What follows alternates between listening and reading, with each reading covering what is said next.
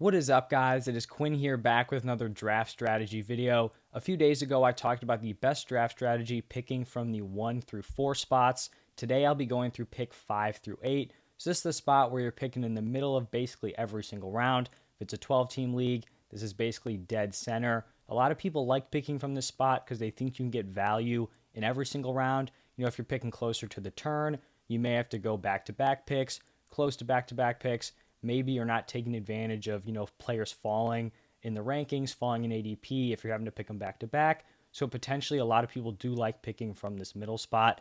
Either way, if you're playing in a bunch of leagues, you probably are going to be in a spot where you're picking 5th, 6th, 7th, or 8th. So I'm just going to be talking through some of the players you should be targeting, and just overall kind of strategy trends from this spot. If you guys enjoy the video, do me a huge favor, hit that like button and then subscribe to the channel. But let's just get right into it. So we're going to be starting out with some of the players you guys should be looking at in round 1.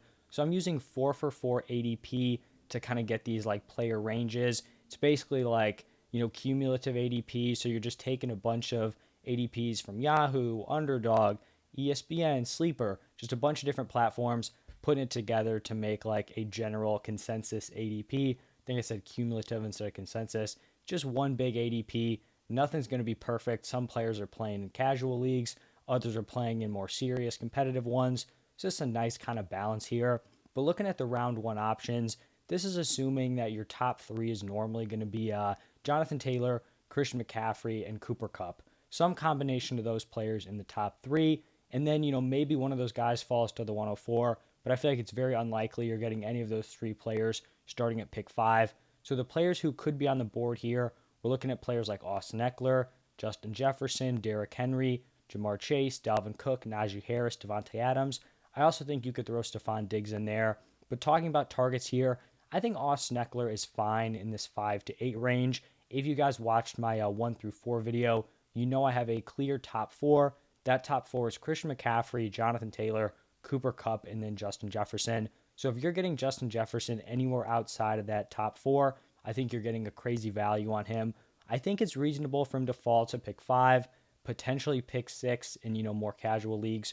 So if he's there, I think he's a smash pick. If you're picking Eckler in there, I think that's fine. I'm not overly high on Austin Eckler. I have him in a tier with Derrick Henry and Dalvin Cook, but he is kind of behind those guys in that tier. But I totally understand the appeal. I think he's a solid option here. If you like going in the Derrick Henry direction, I think that's solid. I think Dalvin Cook, mid to back end of the first round is a great deal. And then I also think Jamar Chase is a fantastic value. I think you can make a strong argument that he is the 5th overall player, especially in PPR formats. So if you're getting him anywhere from the 105 to the 108, I think he's a great pick. One player I would kind of be fading in this spot would be Najee Harris. He's someone who's slowly moving down my ranks here. I would clearly take running backs like Eckler, Henry, and Cook over him, but then I'd also be taking some of the wide receivers like Devontae Adams and Stephon Diggs over Najee Harris. So he's someone I would be fading here in this like 105 to 108 range. If you're picking at the 8 spot, you don't love the running backs on the board, you're not a huge Derrick Henry fan, you're not a huge Dalvin Cook guy, I don't think it's crazy to go with Devontae Adams or Stephon Diggs. It may not be what I would do, but I definitely don't think it's like an egregiously bad move. So there is, a fair amount of different options you'll have here. You can go elite wide receiver, you can go like elite to mid-end RB1, and then you're setting yourself up for a wide range of options here in round 2. So moving on to round 2, I basically think there's a lot of decent options here. Players like CeeDee Lamb could be going in this range, Deebo Samuel. I think both of these wide receivers are strong picks at this price. I think Aaron Jones is fair in the mid-second round. Same thing with Mark Andrews. Some players I would be avoiding mid-round 2, Tyreek Hill, Javonte Williams, and Nick Chubb. I just think Tyreek Hill has a little bit too much uncertainty to be going in the same range as CeeDee Lamb and Deebo Samuel. And then the running backs, Javonte and Nick Chubb, I just don't think they have the ceiling necessary to be picked here. You see Leonard Fournette going at the 210. He's actually going a little bit after like the spot where you'd be picking from the 205 to the 208. But I think he'd be a fine, mid-second round pick. I think the same thing about Saquon Barkley, who doesn't make it here. I also think in certain leagues, you'll see guys like potentially DeAndre Swift falling to this spot. If Travis Kelce falls to you in the mid-second round, I think you need to be all over that. So once again, you have a lot of variety with your picks. You can be going with a mid-tier wide receiver 1, a high-end tight end 1, some, mid to low-end running back 1 options. So really just a lot of open options here. I think it can be a little bit of a tough spot at times. If everyone is really sharp in your draft room, potentially you're not getting the best value here. But I also think there is room for some players to kind of slip and you end up getting yourself a nice 1-2 punch here. And then moving into round 3, I think is actually another spot where in sharper leagues, it's a tougher spot to pick from, but in more casual leagues, you can set yourself up really well. So I think this third round range is a really nice spot to go after some wide receivers. I think guys like Keenan Allen, T. Higgins, A.J. Brown, all really solid picks if you're drafting them in the mid third round. I think Kyle Pitts is okay here. Personally, I would prefer to draft him late third round, but I don't think it's an egregious pick to have him here. I would not be going with Ezekiel Elliott this high. Pretty much the only running back who's consistently going here that I'd be interested in would be James Conner. I have Breece Hall and Travis Etienne in this range, but they're not players I want to really reach on here because I think I'm going to be able to get them at the 3-4 turn, potentially even like fourth round in certain leagues. So I really would only be looking at Conner here, also assuming that guys like Saquon and Leonard Fournette don't somehow fall to like the 305. I feel like it's unlikely, but maybe not impossible. Another guy to be looking at here, Michael Pittman. And then Jalen Waddle is also in the mix. So I think typically you're going to be looking at wide receivers here unless some stud running backs are falling to you or James Conner, who seems to be, pretty consistently picked around here. And then when we get into round 4, we start seeing these tight ends go off the board. I'm going to get into the tight ends and the quarterbacks a little bit later on, but I do not love Kittle at this price. I think Waller is okay. Still do not love it. I think on some platforms he's going to go much later than this. Some platforms he may go earlier. I don't love it in the middle of round 4, but it's not the worst thing. I think round 4 is another position where you want to be pounding the wide receivers. So guys like Terry McLaurin, Deontay Johnson, Mike Williams, DK Metcalf, all really strong options. You also see Travis Etienne down here at the 410. I talked about this in the 1-4 video where I don't think these guys in competitive leagues are going to be going, mid round 4. I think Etienne and Breece Hall are going to be going around the 3-4 turn, but it's possible they're at this spot. And I think these are the running backs you want to be targeting instead of guys like Cam Akers. We'll see some other guys going in round 5. I want to be going after these young, high ceiling running backs or the wide receivers in this range. So now when we get into round 5, these are the running backs I'm talking about. Josh Jacobs here, not interested. Elijah Mitchell, not interested. Kyler Murray, mid-5th round, I don't think it's terrible.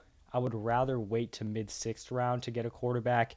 Brandon Cooks here, I don't like the value on Brandon Cooks. He's someone I've had on a lot of my teams the last few years, but that's because his price was very, very low. Now he's up here as wide receiver 20, going ahead of solid proven weapons like Courtland Sutton, Marquise Brown. Throw Jerry Jeudy in there. Not even a big Jerry Jeudy fan, but getting a mid-5th round I think is very, very fair. So round 3, round 4, round 5, I really feel like the value is definitely lying with the wide receiver position.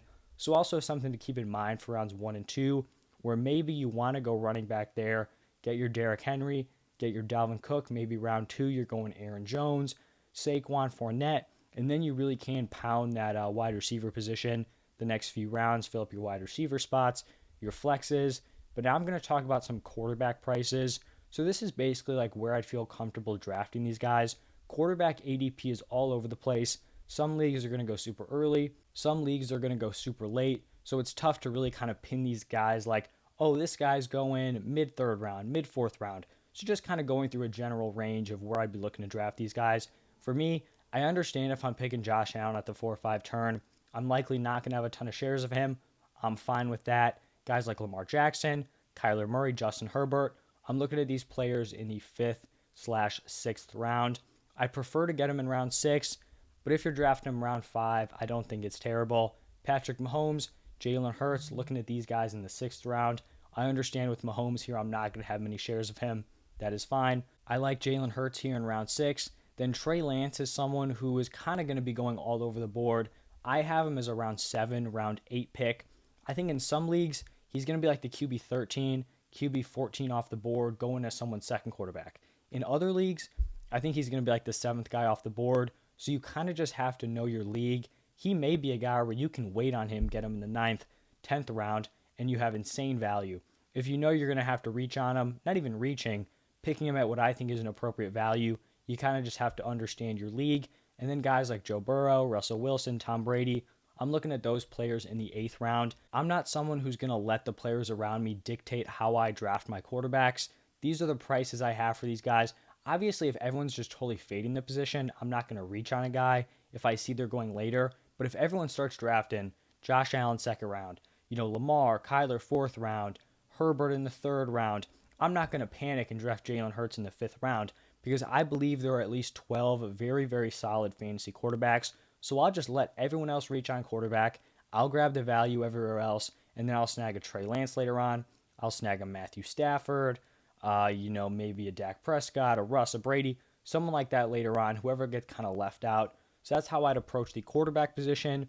Now moving over to tight ends, I talked about Travis Kelce. He's probably going early second. If he falls to you in like the pick, 205 to 208 area, I think he's a smash pick. Mark Andrews is fine in the mid to late second. Kyle Pitts at the 3-4 turn. Darren Waller and George Kittle at the 4-5 turn. I would prefer Waller there, though.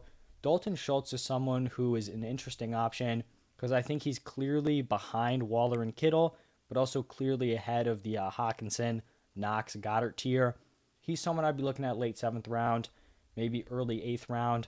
Hawkinson, Knox, and Goddard, looking at them round 8, round 9. And then Zach Ertz in that like round 9 to round 10 range. After that, you're just throwing darts at later round guys. So just kind of figure it out based on the flow of the draft. Now I'm going to jump into some round 6 and 7 targets. These are going to be pretty similar to the players I was talking about in the last draft strategy video. But once again, values that I like in this range. Players you may be able to get in the 6th or 7th round. A lot of wide receivers here you're going to see. Starting off with Chris Godwin. We have A.J. Dillon. Some young wide receivers, Amon-Ra. Juju's been around a little bit. Then Darnell Mooney. We have Michael Thomas, Elijah Moore, Rashad Bateman, Devonta Smith. A lot of second-year players there. Definitely like that archetype in the round 6 or 7 range. Then in rounds 8 and 9, we have guys like Tony Pollard. Trey Lance going here is crazy value. Some more wide receivers, Drake London, Brandon Ayuk. Some running backs, Chase Edmonds, Melvin Gordon, Ramondre Stevenson. And then Treylon Burks at wide receiver. So once we get to like round 6, round 7, round 8, round 9, we don't know exactly, where in the round players are going to go. So we can kind of just be talking about general values to look out in each round. And these are some of the players that I'd be looking at here. Now let's jump into some mock drafts. So this is going to be a mock draft for each position. So number 5 pick, number 6 pick, number 7 pick, and then number 8 pick. So we're starting out here with the number 5 pick. First off, we see JT, Kupp, Eckler, and McCaffrey go on the first 4 picks. This opens up to my number 4 overall player, potentially number 3 overall player, Justin Jefferson. Also keep in mind, these are half-point PPR scoring, and then it's the standard roster setup. So 1 quarterback, 2 running backs, 2 wide receivers, 1 tight end, and then a flex spot. And then I think it's like 6 bench slots, something like that. So we start off with Jefferson. Then we see Saquon come to us here in the 2nd round. I like the value there. We could have gone CeeDee Lamb. Those players are very close together in my rankings, so I'm fine going either way. We go with Saquon. Then we see James Conner fall to us in the 3rd round. This was a spot where we could have gone with T. Higgins or Keenan Allen. Those 3 players are very, very close together in my rankings, so we go with Conner. You'll see me go with Keenan Allen and T. Higgins in some of the other drafts because they're players we're going to be looking at here. 4th round, we grab DK Metcalf. 5th round, we grab Darren Waller. Don't know on how many platforms he's going to be there at like the 505. I know on ESPN, the tight end position is just all out of whack. You have guys like Travis Kelce and Mark Andrews on like the ESPN rankings. They're like 29 and 30. And then every other tight end is just like wildly underrated. So potentially on that platform, some more competitive ones. I don't know if he's going there. It's definitely possible. Seen him kind of fall there on some underdog drafts. So just something to kind of monitor based on your platform. Then we get some wide receivers, Chris Godwin and Elijah Moore. We snag Tony Pollard as our running back 3. Then we go Sky Moore. You notice we haven't picked a quarterback yet, so we go with Trey Lance. Love the value there. Then we get Kenneth Gainwell and Ty Davis Price as our RB4 and RB5. And then one more pick, we go with Kenny Golladay. So you see this team has really strong wide receivers, Jefferson, Metcalf, Godwin, and Elijah Moore. I really like the top 2 running backs, Saquon and James Conner. Trust both of those guys. Tony Pollard is a strong number 3. Elite upside if Zeke goes down. I really like our tight end. Then I think our quarterback Trey Lance has some high upside. So that's from the number 5 pick. Now moving over to the number 6 pick. We see my big 4 did go in the top 4. So JT, Jefferson, CMC, Cup go. We see Derrick Henry go at the 105. Now, this was a spot where I could have gone with Jamar Chase or Dalvin Cook or potentially Austin Eckler. For this draft, I went with Dalvin Cook. I like the running back value here. We then get Saquon again in the second round. He is someone I am targeting at this price. Then we go with Keenan Allen in the third round, Deontay Johnson in the fourth. Love that 3-4 pick there. We get Marquise Brown in the fifth. So this is our starting lineup now with running backs and wide receivers. All 5 of those picks are our starters. We get Jalen Hurts in the 6th round. At this point, we know we're not getting one of the top tight ends. We get Adam Thielen in the 7th as our wide receiver 4. We get Tony Pollard again in the 8th as our number 3. Just like the value there. We see TJ Hawkinson fall to the 9th round. He's someone I'm likely not going to have a ton of shares of. But, here in the 9th round, I could not pass up. So we get TJ Hawkinson. Then to finish it up, we go Sky Moore, Dameon Pierce, Julio Jones, and Ty Davis Price. So I really like how that one turned out. I will say that I do think I like drafting from the 1 through 4 spot better, but there is a way where if players fall to you like Jamar Chase, even if you're going Dalvin Cook here in the 1st round, I think 2nd round you're going to get a solid player, but in the 3rd round, if players like Keenan Allen fall to you, players like James Conner, players like T. Higgins, I feel like then you're setting yourself up pretty well because you're getting solid value, from there on. So I think that's something to keep in mind here and can make this position really solid. Next draft, we go with, the 7th pick. So we see JT, CMC, Eckler, Cup, Jefferson, and Chase all go off the board. We could go with Dalvin Cook again. This time I shook it up. We went with Derrick Henry here at the 107. We see DeAndre Swift fall to us at the 206, which I love. So DeAndre Swift locked in there. Then we grab some wide receivers. Once again, we go with the Keenan Allen, Deontay Johnson, back-to-back picks here at the 3 and 4. Get Rashad Bateman in the 5th. We go elite quarterback with Kyler Murray in the 6th round. As you guys have seen, I haven't been taking 5th round quarterback, but if they do fall to me in the 6th round, that is where I grab them. So I go with Kyler Murray in the 6th. Then we go Juju Smith-Schuster in the 7th. Value is too good there. Treylon Burks in the 8th. We go Melvin Gordon in the 9th round. We get our tight end in Dawson Knox in the 10th. Then we wrap it up with Rashad White and Julio Jones. And then Alberto is like our back end tight end because we just don't have, insane trust in Dawson Knox. And now into our final draft, we see here at the 108. This is where we see Jamar Chase fall to us. This is a spot where I do think is realistic in certain drafts, especially if you're picking at like 105. He's probably always going to be there. 106, 107, 108. All these are possible outcomes, but we also see Travis Kelce fall to us here at the 205. So I love the back-to-back there. I think that's really, really solid. Then in the 3rd round, this is the first draft where we didn't have either James Conner, Keenan Allen, or T. Higgins fall to us here. So we end up going with Michael Pittman in the 3rd round. Then we turn around and grab Breece Hall in the 4th. I really like that flip. I think Michael Pittman is a solid pick here. Don't love him as much as Keenan Allen or T. Higgins, but I think it's very fair. 5th round, we go with Marquise Brown. 6th round, we go with Kyler Murray. Then we go Darnell Mooney, Miles Sanders, Chase Edmonds, Chris Olave, Tyler Algier, Julio Jones, and Dearness Johnson. So overall, I feel like these drafts turned out pretty well. Like I talked about a little bit earlier, I think a lot of the value comes in with who you get in the 3rd round. If you get a player to fall to you in the 3rd, I think you can set yourself up pretty nicely because you're going to get a nice option in the 4th. And then obviously after that, the results are going to vary based on who's fallen where. But, you started off with a solid core. So that's kind of how I feel about the pick 5 through 8. I feel like it gives you a lot of variation. You can go running back, wide receiver in the 1st round. Then in the 2nd round, you're either going tight end. You can go running back. You can go wide receiver again. And then it really just opens up from there on.